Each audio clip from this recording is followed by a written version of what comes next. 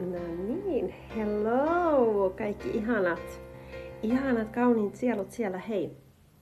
Mä tahdon tässä tulla vähän keskustelemaan henkisestä level upista, eli mikä se sellainen prosessi on ja kuinka sä voit level up sut itsesi niin, että sä pääset oikeasti ottamaan sen sun koko potentiaalin käyttöön ja hyödyntämään sitä, nostamaan sun elämä, sun energiat ihan uudelle tasolle.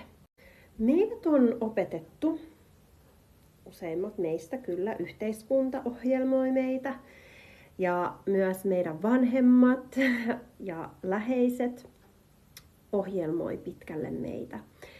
Ja me imetään meidän vanhemmilta sellaisia tietynlaisia uskomuksia. Otetaan tässä nyt esimerkiksi vaikka, että raha ei kasva puissa, rahan eteen täytyy tehdä tiukasti töitä, rahan eteen täytyy raataa ja niin poispäin. Ja sitten kun me kuullaan, että sitä mantraa toistetaan kerta toisensa jälkeen, niin kuin huomaamatta se mantra siirtyy myös meihin.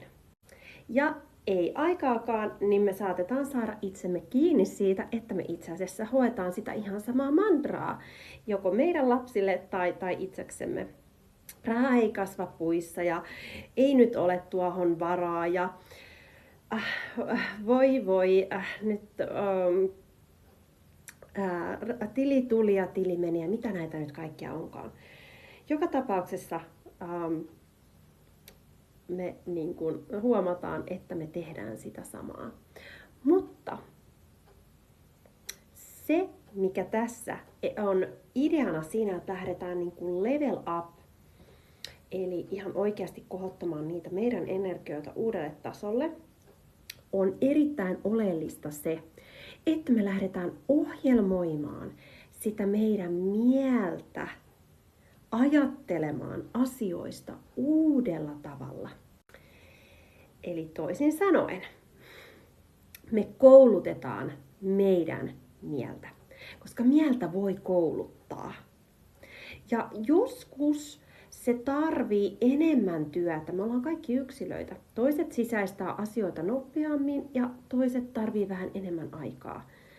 Ja sen takia esimerkiksi positiiviset affirmaatiot on hyvä tapa päivittäin keskittää niitä meidän ajatuksia sinne positiiviseen, vaikka se tuntuu välillä ehkä hassulle tai tympeälle, että pitääkö näitä nyt toistaa, onko näistä mitään hyötyä, mutta kyllä ajan kanssa joka tapauksessa sun mieli alkaa sisäistää sitä uutta tapaa ajatella asioista. Eli jos sä kuulet jatkuvasti tai sä hoet päivittäin sun mielessä tai vaikka ääneen, että minä olen rikas, minulla on aina rahaa siihen, mihinkä sitä tarvitsen, minulla on aina riittävästi rahaa. Minulla on aina riittävästi rahaa. Miltä se kuulostaa? Se kuulostaa aika hyvälle, eikö vaan? Ja kun se tuntuu hyvälle, minulla on aina riittävästi rahaa, niin ennen kuin sä huomaatkaan, niin sä alat ohjelmoimaan sun mieltä uudelleen, niin se alkaa näkyä myös tässä sun todellisuudessa. Ja sitä mukaan, kun sä lähdet uudelleen kalibroimaan sun tapaa ajatella vaikka esimerkiksi rahasta, niin sä lähdet vetämään sitä rahaa sun puoleesi eri tavoin.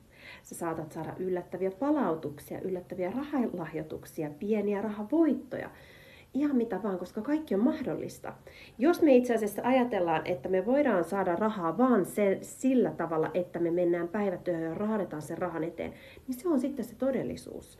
Kun taas, jos me ollaan avoimia mahdollisuuksille, että mistä se raha tulee meille, niin se tulee eri positiivisista lähteistä.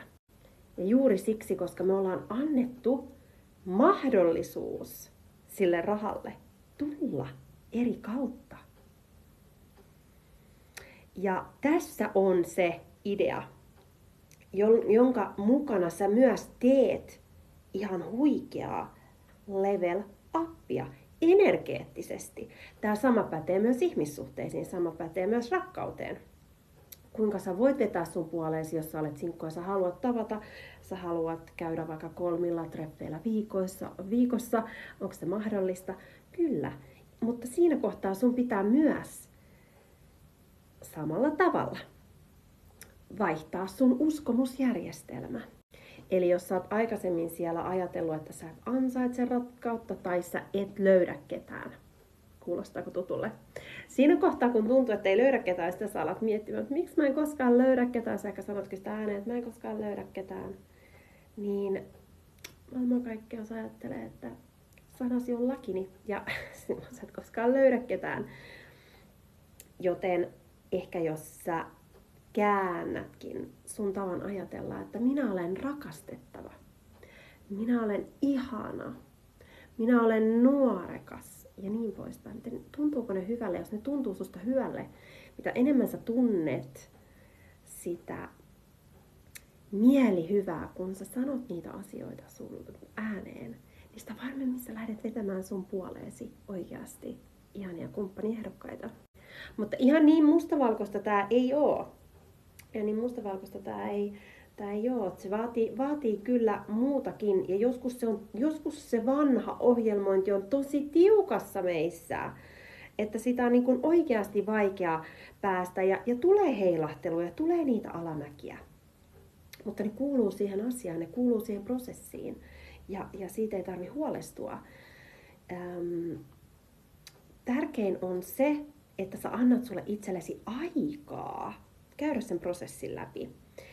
Ja se vaatii, että me tehdään sitä sisäistä työtä sen eteen. Meidän omien energioiden eteen. Ja meidän alitajunta on nimenomaan se, joka siellä pidättelee niitä monesti, vaikka me kuinka ajatellaan, että kyllä mä olen... Että kyllä mä uskon, että mä voin saada rahaa ihan mistä vaan. Kyllä mä uskon, että mä olen sen oikeasti rakkauden arvo, mutta silti ei tapahdu mitään fyysisyydessä. Sä et näe niitä todisteita. Se johtuu siitä, että sulla on vielä alitajunnassa joku, joka blokkaa sitä. Eli sä kuitenkin jossain siellä sun mielen sopukoissa ajattelet, että se ei ole mahdollista sulle. Ja silloin kun sä ajattelet sillä tavalla, joka tapauksessa se on jossain siellä piilossa, niin silloin se ihme siinä ei voi se level up ei voi tapahtua. Koska se meidän alitajunta kuitenkin vielä siellä kytee niitä asioita. Alitajuntaa voi hoitaa eri tavoin meditaation tai jonkun muun tällaisen rentouttavan, ehkä myös regressiohoidon kautta, koska sieltä me voidaan päästä purkamaan sitä sellaista haitallista ohjelmointia, joka on meihin asennettu jo ihan lapsesta saakka. Koulu ja yhteiskunta ja meidän vanhemmat eri tavoin asentaa, koska me imetään sieltä tietysti lapsena niitä erilaisia uskomuksia. Mutta kun me lähdetään tekemään sitä level upia, sitä energeettistä pyrähdystä siinä meidän lähtee ihan oikeasti niin kuin asiat liikkeelle,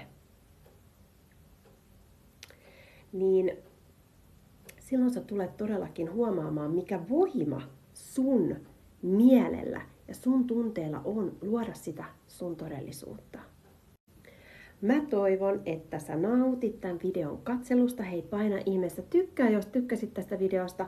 Ja kommentoi, jos tää herätti susta jonkunnäköisiä ajatuksia. Musta olisi ihana oikeasti saada kuulla, että ootteko te valmiita tekemään energeettistä level upia. Kuka on valmis oikeasti avautumaan sille pyhälle rakkaudelle, sille rahalliselle runsaudelle. Ihan oikeasti sille kaikelle ihanalle, mitä maailmankaikkeus haluaa sulle lähettää, niin jätä mulle kommentti. Ja me nähdään taas seuraavan videon parissa. Hei hei!